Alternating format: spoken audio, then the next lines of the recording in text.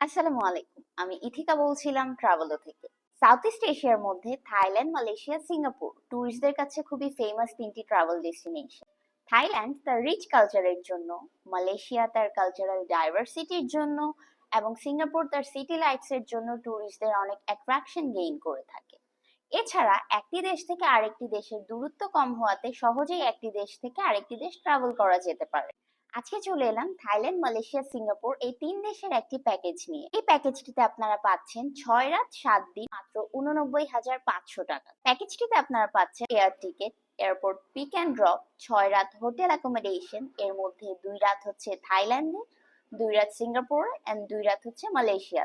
আরো পাচ্ছেন Bangkok city tour by private car, Malaysia city tour by private car and Singapore city tour by SIC. এছাড়া আরো পাচ্ছেন Singapore to Malaysia bus service.